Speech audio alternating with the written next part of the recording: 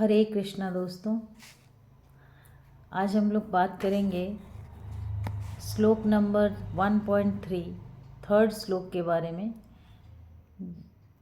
जो कि दुर्योधन कहते हैं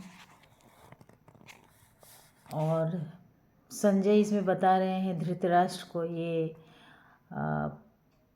संजय के द्वारा बताया जा रहा है राजा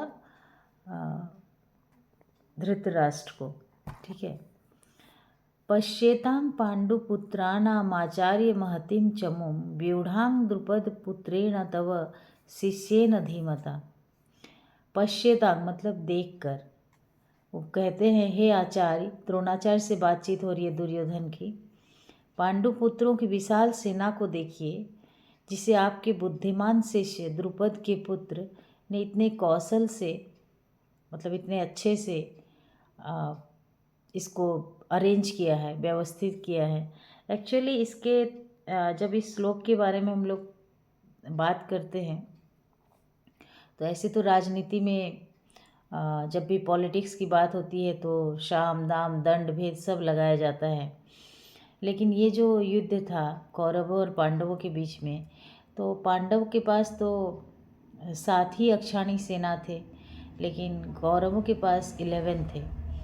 और दुर्योधन को ये भरोसा नहीं हो रहा था कि भाई इतना अच्छा जो सैन्य का संगठन किया गया था, सेना को इतने अच्छे ढंग से तैनात किया गया था, और ये किए थे द्रुपद के पुत्र धृष्टद्युम्न, और वो द्रोणाचार्य के शिष्य थे। एक्चुअली द्रोणाचार्य और द्रुपद दोनों बचपन के मित्र थे और दोनों में बहुत ज़्यादा गहरी दोस्ती थी जब वो लोग गुरुकुल में थे।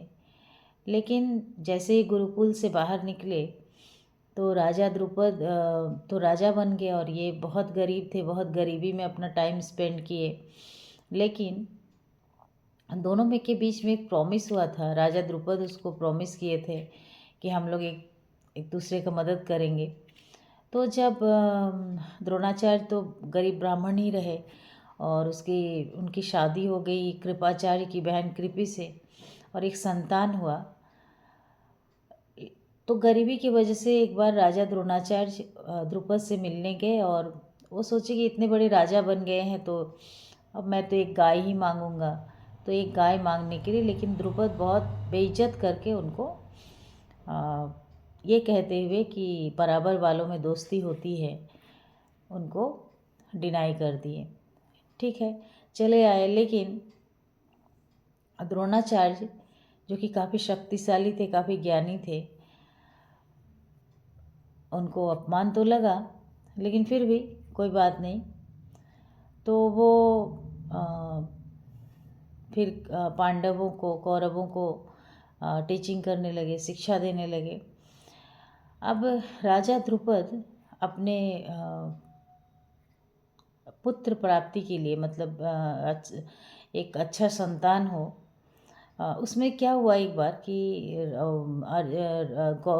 मतलब द्रोणाचार्य भेज दिए अर्जुन को, राजा द्रुपद को उठाकर लाने के लिए। और अर्जुन तो बहुत ये शक्तिशाली और बहुत अच्छे धनुर्धर थे।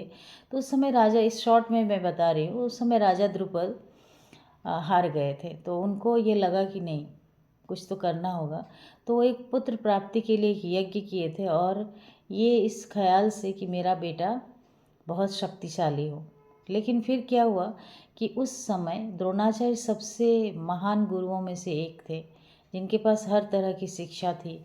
तो वो अपने बेटा को लेकर के द्रोणाचार्य के पास आए, और द्रोणाचार्य की महानता देखिए कि द्रोणाचार्य ये जानते थे कि आगे चल कर के यही मुझे मारेगा, लेकिन फिर भी वो द्रुपद पुत्र को, धृष्टद्युम्न को शिक्षा दिए, अच्छे से शिक्षा दिए बहुत। अब इसीलिए यहाँ पर व्यंग्यात्मक ढंग से दुर्योधन कहते हैं कि देखिए किस तरह से सेना तैयार की है, आप ही ना इसको तैयार किए थे, शिक्षा दिए थे, जाकर देखिए। तो ये एक व्यंग्य है जो कि आचार्य को, चूँकि दुर्योधन अहंकारी था, हालांकि गुरुओं से तो ऐसा बात नहीं करना चाहिए, और एक तरह से ये भी कहा जाता है कि दुर्योधन कली का प्रतिनिधित्व कर रहा था। मतलब आगे अब कलियुग आने वाला है द्वापर के बाद। तो कली के मनुष्य में जो भी बुरे विचार या बुरे गुण, अभी आप देखते होंगे कि सभी लोग एक दूसरे को क्रिटिसाइज़ करते हैं। क्रिटिसिज्म तो एक पार्ट हो गया है लाइफ का। तो ये दुर्योधन में देखने को मिलता है। तो दुर्योधन इस तरह से व्यंग कर रहे हैं द्रोणाचार्य को, और व्यंगात्मक ढंग से उनको बता रहे हैं कि देखिए आप जा कर के कि किस तरह से सेना की तैयारी हुई है। और तो ये एक्चुअली धृष्टद्युम्न जो है वो तो पांडवों का पक्ष ले रहे थे, और दुर्योधन के स्वभाव में हर तरह का क्रोध भी देखने को आपको मिल सकता है, जेलसी भी मिल सकता है, मतलब हर नेगेटिव चीज़। लेकिन उसके पास एक अहंकार भी है कि हम राजा हैं तो मेरा सेना ज़्यादा अच्छा हो, मेरे पास इतने शक्तिशाली, इतने बड़े बड़े ज्ञानी सभी लोग हैं, और मेरे से उसका कैसे अच्छा हो सकता है।